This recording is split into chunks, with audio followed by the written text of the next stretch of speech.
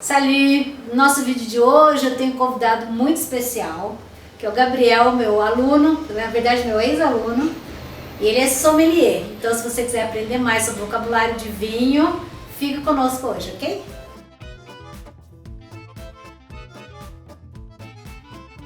Então, presente-se, Gabriel. S'il vous plaît, présentez-vous.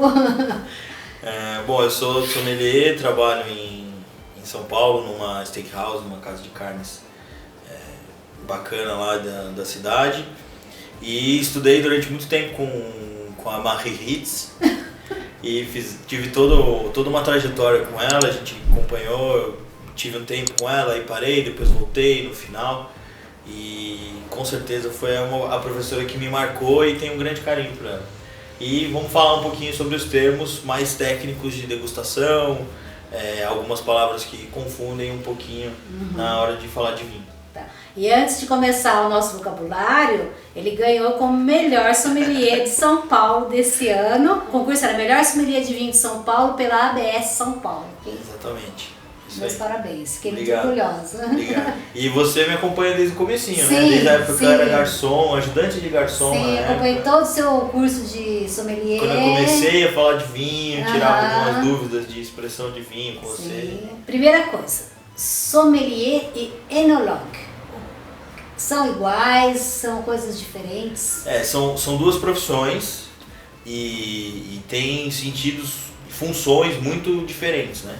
O sommelier, ele trabalha em restaurant, trabalha em hotel, ou numa adega, numa magazin de vin, que trabalha com produto final já engarrafado, vinho engarrafado, onde ele faz degustação, orienta a compra, faz toda uma parte de harmonização dentro de um restaurante. E o enólogo, ele trabalha na indústria, ele trabalha na vinícola, então ele cuida desde a colheita até a vinificação, até o engarrafamento, blend e tudo mais. Então são duas funções diferentes. O sommelier, ele pode ser um curso de especialização, como se fosse uma pós-graduação ou um curso livre. E o enologue, ele é um bacharel. Então realmente você precisa de uma faculdade. Aqui no Brasil você começa como agrônomo e se especializa nos 2 últimos anos como enologia, lá em Bento Gonçalves. E aí você tem grandes universidades como Bordeaux, Dijon, Montpellier. Então são universidades que focam em vinho, e aí você já começa falando de enologia. E o feminino é sommelier. Sommelier. Sommelier, sommelier. Exato. Qu'est-ce que c'est? Raisin et cépage. A raisin seria a uva, o cacho da uva, né? A fruta mesmo. E a cépage é a família da uva, o estilo, né? É como se fosse uma marca, uma variedade. A palavra correta seria variedade. Então você tem Cabernet Sauvignon, você tem Chardonnay, você tem Pinot Noir, Riesling e assim vai. São as uvas mais comuns para se fazer vinho. Raisin é a fruta e cépage é a variedade da fruta que se usa para se fazer vinho. Raisin de cuve e raisin de table. São duas famílias grandes, duas espécies de uva. A Raisin de cuve é o que a gente chama de Cabernet Sauvignon, de Merlot, de Pinot Noir, que são as vites vinífera. O nome técnico, científico para essa família de uva é a vitis vinifera. E a Raisin de table é a uva que a gente consegue comprar no supermercado. Então seria a Thompson, Isabel, Bordeaux, que são uvas menos doces do que as usadas para se fazer vinho. Então se você for num vinhedo, na época da colheita, na semana da colheita, e tentar comer um cacho de Cabernet Sauvignon, é impossível, porque ele é extremamente doce. É como se fossem pequenas cápsulas de geleia mesmo. Uma uva bem pequenininha e extremamente doce. E ela tem muito composto sólido e ela tem muita matéria orgânica e bastante açúcar para fermentar e virar vinho. A Raisin de table, que seria a vitis labrusca, é a uva mais usada para se fazer lambrusco, por isso o nome. Tá. Então você tem Isabel, Thompson, Bordeaux, que são uvas que você não tem tanto açúcar para se fazer vinho sozinho. Então se você fermentar um suco de uva de Cabernet Sauvignon na colheita correta, você consegue chegar em 15 graus de álcool. Se você fermentar um suco de uva de Isabel, por exemplo, ou de Thompson, na semana da colheita certa, você vai ter aí 9 graus de álcool. Então, para se conseguir uma quantidade de álcool correta, o produtor adiciona açúcar na fermentação. Da raison de table. Da raison de table, exatamente. Então, esses vinhos famosos que a gente conhece como Chapinha, Góis, Chalice, são vinhos adoçados antes da fermentação. E esse açúcar de péssima qualidade, porque ele precisa ser barato, é o açúcar que te dá má digestão e dor de cabeça no dia seguinte, se por acaso você exagerar na dose. Ok, très bien. La différence entre vinification et viticulture. A vinificação é o que acontece dentro da vinícola. Então, todo o processo de fermentação, que é a transformação do suco de uva em vinho. E dentro da vinificação existem outros processos, como maceração, que é onde você extrai todos os compostos sólidos da casca da uva para deixar o seu vinho mais concentrado, mais potente. A passagem por madeira influencia, e aí eles usam barrique de chêne, que seriam os barris de carvalho. E a viticulture é o que acontece no campo, no vinhedo. Quando podar o vinhedo, se você faz irrigação ou não, aonde você planta o seu vinhedo, se a exposição vai ser norte a sul, leste a oeste. Então, o trabalho de viticulture é do agrônomo e o trabalho de vinificação é do enólogo. E qu'est-ce que c'est millésime? Milésime a gente conhece como safra, que é o ano que a uva foi colhida, não necessariamente o ano que ela começou a ser comercializada.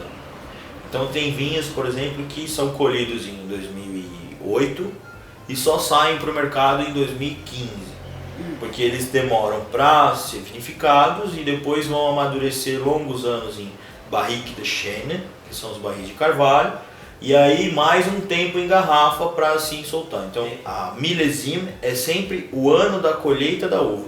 E agora terroir, que eu escuto muito falar em terroir. Terroir é uma palavra que primeiro não tem tradução. Eu nunca vi uma tradução para terroir. Não existe tradução para terroir.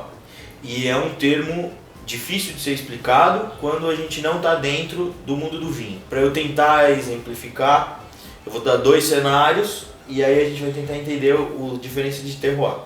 Um vinho plantado, por exemplo, em Champagne, uma uva plantada em Champagne. Champagne local. Local, La exato. Ville. La Ville de Champagne, dentro da França, no norte da França, que é uma das regiões mais frias para se fazer vinho do mundo.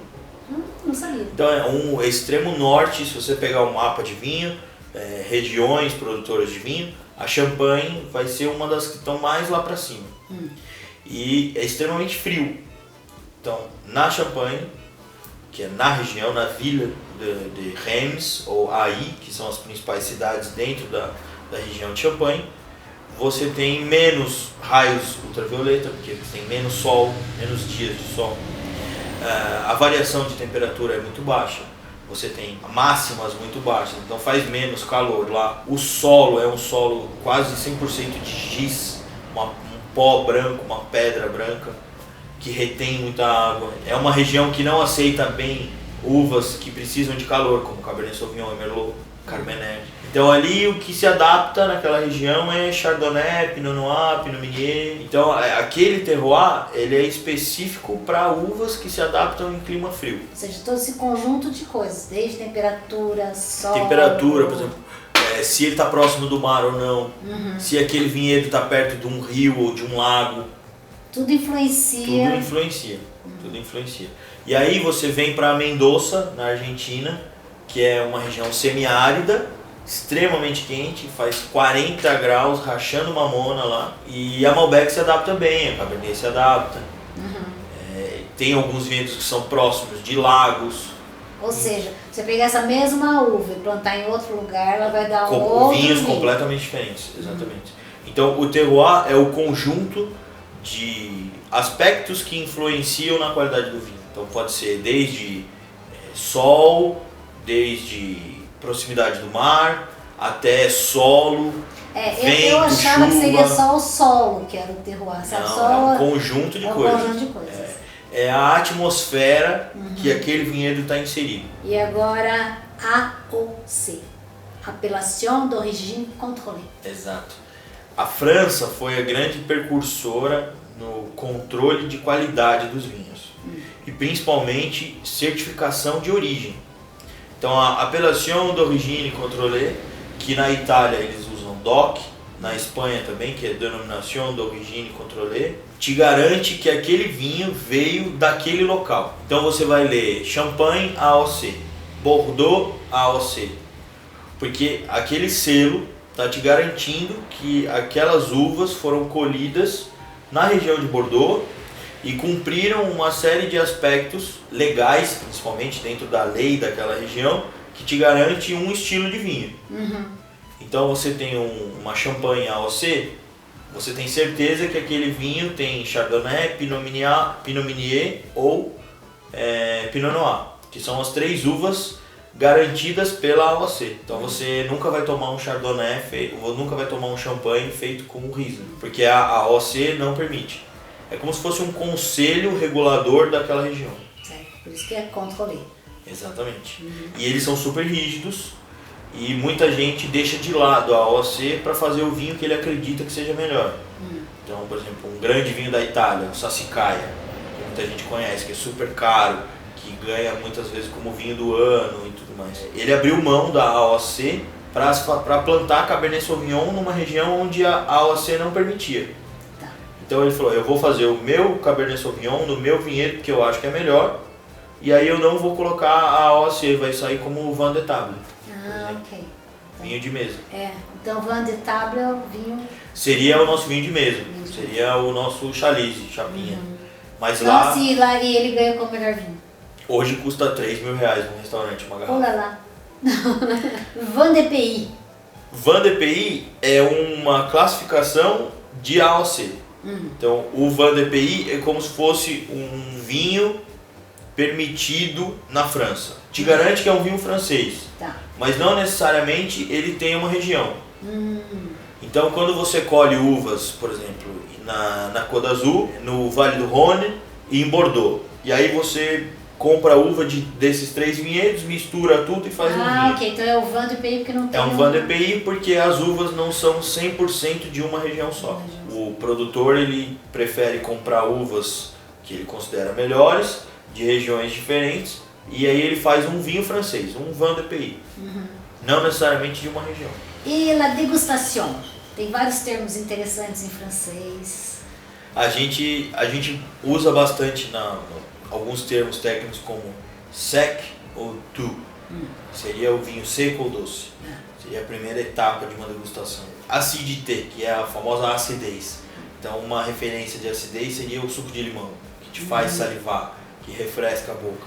A gente avalia muito o peso do vinho na língua, que seria o corps. Corps, que é a nossa referência de vinhos encorpados, leves e de médio corpo, seriam como se fossem 3 copos de leite. Um copo de leite desnatado seria o vinho leve. Um copo de leite integral seria o vinho de médio corpo. E um copo de creme de leite, daquele fresco da garrafinha, seria o vinho encorpado. É tudo leite, mas são 3 texturas diferentes. Certo. Esse é o corps, a avaliação de corps. A gente fala muito de tanin, que é a astringence, que é a astringência do vinho. Que a nossa referência de astringência é o caju, a banana verde. É aquela coisa que amarra a boca, que cola a língua no céu da boca. Que é proveniente da fermentação, porque o suco de uva extrai da casca da uva, das sementes, do engaço e tudo mais. Outra coisa que a gente avalia na degustação é o alcool, que é uma sensação tátil, que é a temperatura de boca, se aquece a sua boca ou não na degustação de um vinho. Então, quando a gente toma uma cachaça, um whisky cowboy, que aquece, que queima a boca, essa é a sensação do álcool. Exatamente. Exatamente. E a amertume, que é o amargor, que a gente avalia para saber se o vinho tem um defeito ou não de amargor. Agora eu queria que você falasse do seu canal de YouTube, que é a Academia de Nutrição e Vinho. Exato. Mais do que um canal, a gente tem um site com vendas online de aulas falando de nutrição e vinho. Então são algumas aulas com esse tema, onde eu e minha sócia, que é a Rosana, que é uma nutricionista super respeitada. A gente fala cientificamente de nutrição voltada para vinho e eu dou algumas dicas de degustação, falo sobre vinhos orgânicos, biodinâmicos, vinhos do Mediterrâneo. Ela fala sobre dieta mediterrânea e eu falo sobre vinhos do Mediterrâneo. A gente fala sobre compostos orgânicos, agricultura orgânica, e eu dou exemplos de vinhos orgânicos, biodinâmicos, naturais. Então, tudo que faz referência a resveratrol, polifenol, álcool, caloria, a Rosana explica cientificamente, e aí eu falo sobre vinho, sobre degustação, sobre estilos de vinho. Então a gente tem um site que é www.nutriçãoevinho.com.br e a gente gera bastante conteúdo até no Instagram, que é Academia Nutrição e Vinho, e tem a página no Facebook linkada com o Instagram. Então o legal são as aulas que tem disponíveis, porque é super baratinho a aula para você comprar e ter bastante informação disso. Tem alguns vídeos postados no YouTube, que é uma degustação, só para atiçar os sentidos. E as aulas são bem mais densas, né? São aulas mais longas, com bastante informação. Certo. Aí tem certificado, apostila e tudo mais. E agora falar sobre a sua profissão de sommelier. Exatamente. E se o francês foi importante para você sua carreira? Foi incrível, foi tudo que eu aprendi, me ajuda bastante, porque a pronúncia é aí que divide o que é o joio do trigo, né? Um sommelier bom, de um sommelier que ou está começando ou que precisa estudar mais. A pronúncia é muito importante. Então eu vivo corrigindo as pessoas que trabalham comigo de alguns termos em francês, porque é muito Chardonnay, por exemplo, não se diz Chardonnay, Cabernet, Pinot Noir, não dá para falar. Então a pronúncia é muito importante. Então tudo que a gente estudou, o maior reflexo disso hoje é eu saber pronunciar as palavras que eu leio por aí. Então, o que realmente me agregou foi isso e foi extremamente importante para a carreira. Porque a França é o berço do vinho, né? Então, é um país muito importante para a produção. Quem quiser ser sommelier e seguir essa carreira, tem algumas escolas provedoras de cursos para isso. A mais famosa e maior é a ABS, que é a Associação Brasileira de Sommelier, que tem em quase todas as capitais do Brasil e em algumas outras cidades. A Enocultura, que é uma provedora de cursos da W7, que é Wine and Spirits Education Trust, que é uma escola de vinho inglesa, que se espalhou pelo mundo e é uma das mais respeitadas hoje também. É um curso mais voltado para business, a ABS um pouco mais voltada para serviço. E tem alguns cursos livres, como o Senac, a Alexandra Corvo, que é uma sommelier super respeitada, tem uma baita de uma escola em São Paulo que chama Ciclo das Vinhas. Tem esses caminhos que você pode seguir para virar um sommelier. Se alguém tiver alguma dúvida, pode escrever para você. Por favor, por favor. Tem o meu Instagram pessoal, que é @GabrielRaeli. Pode mandar e-mail na Academia de Nutrição e Vinho, no site e pelo Instagram. Então nós vamos terminando por aqui. Eu vou deixar linkado aqui para vocês todos os endereços do Gabriel, Instagram, Facebook, ou YouTube, e sigam eles também pelas redes sociais. Se tiver algum tema para os próximos vídeos comigo, é só deixar nos comentários. Ah, sim! Vai ser um prazer. Merci beaucoup, Marie. Moi que te remercie. Merci beaucoup. Au revoir, à la prochaine. À la prochaine.